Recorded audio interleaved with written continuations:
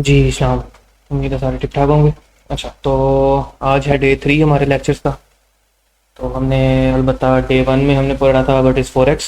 उसके बाद हमने पढ़ा था माइनर, मेजर और एग्जॉटिक पेयर्स के बारे में। और आज है हमारा डे 3। तो आज हम पढ़ेंगे जी मार्केट पार्टिसिपेंट्स।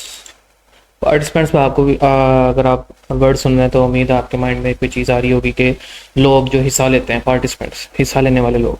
ठीक है, तो अभी यहाँ पे है market participants in forex trading. Forex trading के अंदर आखिर कौन कौन से पार्टिसिपेंट्स होते हैं? जो फॉरेक्स ट्रेडिंग मतलब जो मार्केट को चला रहे होते हैं वो कौन कौन से लोग होते हैं। ठीक है, तो हमारे पास फर्स्ट ऑफ ऑल आ जाते हैं कि यहाँ पे लिखी हुई है हमारे पास definition, the forex market is the largest financial market in the world. ये तो हमने फर्स्ट लेक्चर में भी पढ़ लिया था। ठीक है, and it's made up of different types of participants. ठीक है, डिफरेंट टाइप्स ऑफ पार्टिसिपेंट, कितने टाइप्स की पार्टिसिपेंट्स हैं? वो है जी 3 type. First of all retail traders, second banks, और तीसरे आ जाते हैं हमारे पास इंस्टीट्यूशंस।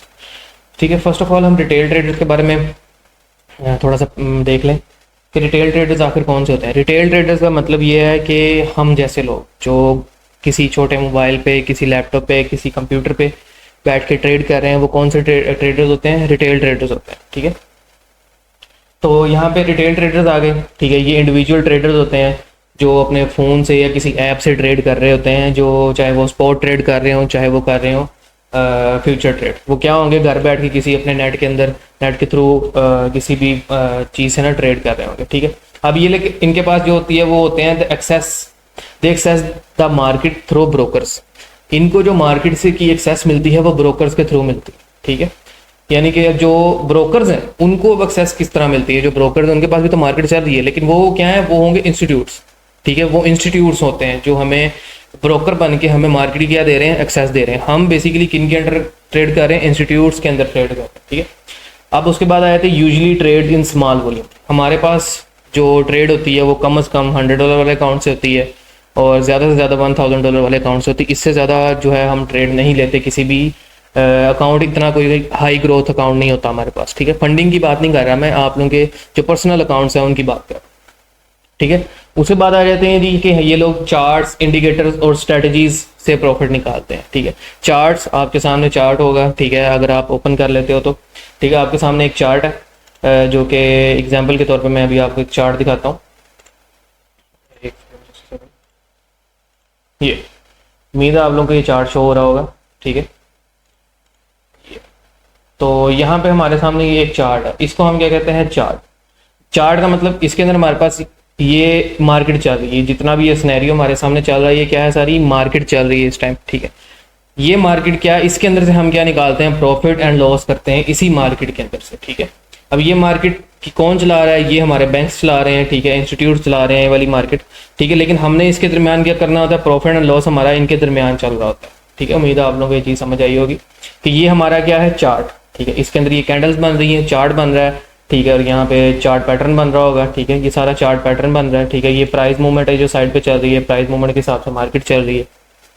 ठीक है, तो ये चीज़ें। उसके बाद अल्हम्दुलिल्लाह जो आज हमने ट्रेड्स लिए हैं उनके प्रॉफिट ये आपके सामने वो ट्रेड्स चल रही हैं। अभी हमारा 34 से 36 हमारा टीपी पड़ा हुआ है। ठीक है, तो ये ट्रेड्स अभी भी रनिंग में ही है। ठीक है, तो आपको उम्मीद है ये चार्ट के बारे में पता लग गया होगा। ठीक है, तो अब आ जाते हैं हम दोबारा कि ये they don't move the market much but collectively from a high huge volume. ठीक है, अच्छा इसका मतलब क्या है? इसका मतलब ये समझ लो कि हम जो लोग हैं अगर हम कोई ट्रेड कर रहे हैं तो हमारी ट्रेडिंग की वजह से कोई भी मार्केट पे इतना कोई खास असर नहीं होना। चाहे हम बाय कर लें चाहे हम सेल कर लें, मार्केट पे इतना खास असर नहीं होना। क्यों? क्योंकि हमारा वॉल्यूम थोड़ा है। ठीक है, क्यों? क्योंकि हमारा वॉल्यूम थोड़ा है। ठीक है, इस चीज़ के बारे में आपको समझ आ गई होगी। अलबत्ता नेक्स्ट हम चलते हैं बैंक्स की तरफ। बैंक्स हमारे पास आ जाते हैं large commercial and central banks, जो कि इस मार्केट के सबसे बिगेस्ट प्लेयर। क्या है ये? Biggest player. ये मार्केट क्या है? सबसे बिगेस्ट प्लेयर है। ठीक है, इनकी जो ट्रेड होती है वो किसकी बेस पे होती है? ह्यूज ट्रांजैक्शंस की बेस पे। ठीक है, ह्यूज ट्रांजैक्शन की बेस पे इनकी सारी ट्रेड होती है। ठीक है, ये इन्वेस्टमेंट जो बैंक्स में इन्वेस्टमेंट लोग करते हैं उनसे जो ये ट्रेड लेते हैं। उसके बाद करेंसी रिजर्व्स, यानी कि मिसाल के तौर पर किसी ने डॉलर दिया बैंक को और उसने पाकिस्तानी रुपीस निकलवा लिए, या कोई भी करेंसी पाकिस्तानी रुपीज़ उनके पास पड़े हुए हैं, किसी की अमाउंट पड़ी है, उनसे ट्रेड्स लेते हैं आगे, ठीक है। एग्जांपल के तौर पर अगर मैं ये बात करूं कि अभी आप लोग 7 से 8 बंदे उठ के चले जाओ और बैंक से जाकर कहो कि हमें सारे पैसे दे दो जो भी हमारे पास पड़े हुए, मेरे नहीं ख्याल उनके पास होंगे। हाँ, अगर आपके अकाउंट में 100-200 है तो आप नहीं ले, तो आप ले सकते हो, सॉरी। अगर आप ये कहते हो कि जी हमारे पास 25-30 लाख या 5-10 करोड़ पे पड़ा हुआ, 6-7 लोगों के पास इतने पड़े हुए, बैंक के पास जाएगा तो उसके पास इतने पैसे नहीं हो, ठीक है। तो इस तरह बैंक क्या करता है, आपकी दी हुई जो अमाउंट होती है उससे आगे ट्रेड लेता है, ठीक है। अलबत्ता वो आपको जो सॉफ्टवेयर के थ्रू आपके मोबाइल में दिखा देता है कि आपके पास अमाउंट पड़ी है, लेकिन बैंक में कैश इतना नहीं पड़ा होता, ठीक है। उसके बाद आ जाते हैं जी ये सेंट्रल बैंक्स, ठीक है। सेंट्रल बैंक्स जो से होते हैं ये मैनिपुलेट करेंसी वैल्यूज़, मतलब एग्जांपल के तौर पर डॉलर अप जा रहा है, डॉलर डाउन जा रहा है, तो उसके दरमियान से जो सा डॉलर बाय एंड सेल करना, सेंट्रल बैंक वहाँ से अपनी ट्रेड करता है, ठीक है, चाहे गोल्ड हो चाहे डॉलर हो, ठीक है। उसके बाद आ जाते हैं जी interest rates, inflation and economic stability. Example के तौर पे हम बात करते हैं इंटरेस्ट रेट। अगर आप बैंक में कोई इन्वेस्टमेंट करते हो, सेविंग अकाउंट खुलवाते हो, तो वो आपको मंथली मेरे ख्याल से 3 to 4% या 6 या 7% इतना है मेरे ख्याल से जो आपको रिटर्न देता है आपकी इन्वेस्टमेंट पे, ठीक है। तो अगर आप गौर से देखो तो आपका इंटरेस्ट, ये वाले जो से इंटरेस्ट आपका बन रहा है, या आपने किसी से लोन लिया है बैंक से, तो उसके ऊपर से जो वो पैसे ले रहा है तो वो उन पैसों पे भी ट्रेड करता है, वो भी उसकी ये ट्रेडिंग के अंदर ही आती है। उसके बाद इन्फ्लेशन आ जाती है और इकोनॉमिक स्टेबिलिटी आ जाती है। इकोनॉमिक स्टेबिलिटी का मतलब ये होता है कि अगर हमारा मुल्क बहुत ज़्यादा उसे कहते हैं कर्जे में जा रहा है, ठीक है, हमारे पास मुल्क के पास इतने कोई पैसे नहीं है, तो वो क्या करेगा, उस पॉइंट पे भी ट्रेड लेगा। उस पॉइंट पे जब बहुत ज़्यादा मुल्क जो सा बहुत ज़्यादा डाउन होगा, उस वक्त चीज़ें खरीद के रख लेगा, और जब इकोनॉमी स्टेबल होगी तो उसको क्या कर देगा, सेल कर देगा, ठीक है। समझ आ गई। अब सबसे बड़े बैंक हैं, जेपी मॉर्गन है, ये वाले कुछ बैंक हैं, बैंक ऑफ अमेरिका, ये सारे क्या हैं, सबसे बड़े बैंक है जो इस तरह की ट्रेड करते हैं, ठीक है। पाकिस्तानी बैंक नहीं इस तरह की ट्रेड करते भी हैं, तो वो छोटे लेवल पे करते हैं। उसके बाद हमारे पास आ जाते हैं इंस्टीट्यूट्स, ठीक है, इंस्टीट्यूशंस आ जाते हैं हमारे पास। अब इंस्टीट्यूट वो होते हैं, हमने मैंने आपको पहले बताया कि हमारा जो फंडिंग अकाउंट या हमारे जो अकाउंट चल रहे हैं वो किसके अंदर चल रहे हैं, सारे इंस्टीट्यूट्स के अंदर चल रहे हैं। क्यों? क्योंकि हम वो एक्सेस दे रहे हैं हमें मार्केट के, ठीक है। अब ये वो लोग होते हैं जो हेज फंड्स, ठीक है, multinational corporations, pension funds, investment fund से के साथ जो उनसे अमाउंट होती है उनके साथ ट्रेड करते हैं, ठीक है। हेज फंड का मतलब ये होता है कि ना उनको प्रॉफिट, उनको सिर्फ प्रॉफिट होगा, लॉस नहीं होगा, ठीक है। वो बाय एंड सेल इकट्ठी लगा लेंगे, जिधर को मार्केट चल पड़ी उधर को चला देंगे, ठीक है, तो वो उसको कहते हैं हेजिंग, ठीक है। उसके बाद आ जाती है मल्टीनेशनल कॉरपोरेशंस। मल्टीनेशनल कॉरपोरेशन से मुराद ये है कि इनसे भी बड़ी जो कंपनीज होंगी, एक से एक बड़ी जो कंपनी होगी, उनके साथ ही बैठ के जो है ना एग्रीमेंट साइन करके ये ट्रेड करेंगे, ठीक है, उनकी अमाउंट के साथ, ठीक है। उसके बाद पेंशन, लोगों के पेंशन जो उनसे आते हैं, या कोई इसकी कोई फंड पड़ा हुआ है, जैसे बैंक हमें 7% देता है, ये हमें रिटर्न में 13-14% देते हैं, तो लागत ज़्यादातर लोग कौन से इंस्टीट्यूट्स को पैसे देते हैं, ना कि बैंक को, क्योंकि उन इधर से क्या है, उनको रिटर्न ज़्यादा मिल रहा है, ठीक है।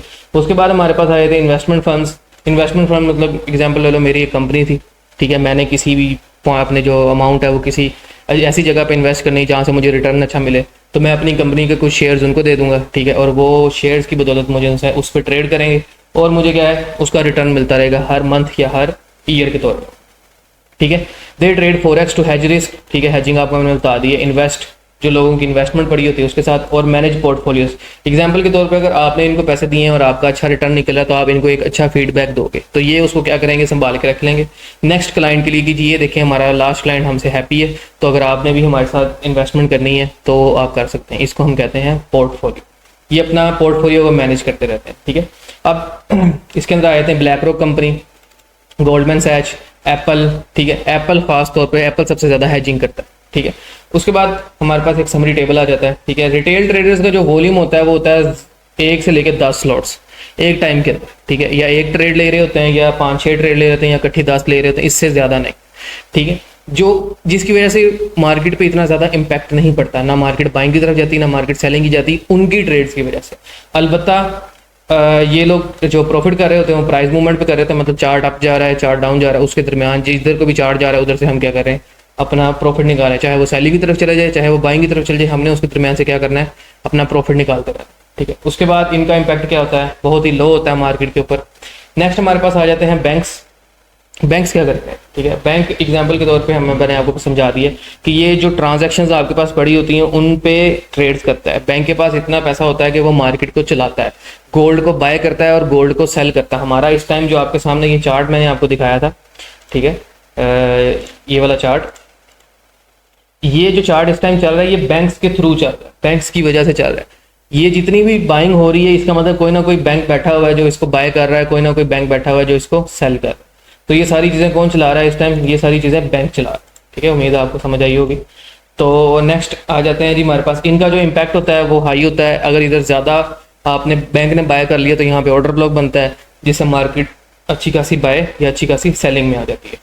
इंस्टीट्यूशंस, इनकी स्लॉट्स भी जो सी हैं लार्ज अमाउंट में होती है, लेकिन बैंक से ज़्यादा नहीं होती, बैंक से कम होती हैं। ठीक है, बैंक की सबसे ज़्यादा स्लॉट्स होती हैं, वो चाहे एक पॉइंट के ऊपर 25 से 30 हज़ार स्लॉट्स भी चाहे उठा ले, उसको फ़र्क नहीं पड़ेगा। ठीक है, लेकिन जो इंस्टीट्यूट हैं वो इतनी स्लॉट्स नहीं उठा सकते, वो 1000 2000 या 5-10 हज़ार के राउंड अबाउट ही रहेंगे। ठीक है, और इनका भी जो इम्पैक्ट है वो मीडियम या हाई, मीडियम ज़्यादातर होता है, हाई इम्पैक्ट इंस्टीट्यूट्स का नहीं पड़ता, अलबत्ता जब तक वो इंस्टीट्यूट क्या हो, ब्लैक रॉक ब्लैक रॉक ना हो। ठीक है, अगर ब्लैक रॉक है तो उसका कह सकते हैं कि हमारे पास जो हाई इम्पैक्ट पड़ सकता है अगर उसने सेलिंग या बाइंग की है। ठीक है, अलबत्ता जो बाकी हैं उनसे यहाँ पे कोई इतनी ज़्यादा ख़ास नहीं होती। ठीक है, उम्मीद है आप लोगों को ये चीज़ें क्लियर हुई होंगी। किसी का भी कोई क्वेश्चन हुआ मेरे से पूछ लेना। ठीक है, बाकी आज के दिन में हमने जो चीज़ें की हैं वो है जी मार्केट पार्टिसिपेंट्स, जिसके अंदर हमारे पास रिटेल ट्रेडर्स, बैंक्स और इंस्टीट्यूट्स आते हैं। ठीक है, तो इसके बारे में रिसर्च करना, अगर कोई चीज़ समझ नहीं आई, अगर ना समझ आए तो मेरे से क्वेश्चन कर लेना, मैं जवाब दे दूँगा। ओके जी, अल्लाह हाफ़िज़।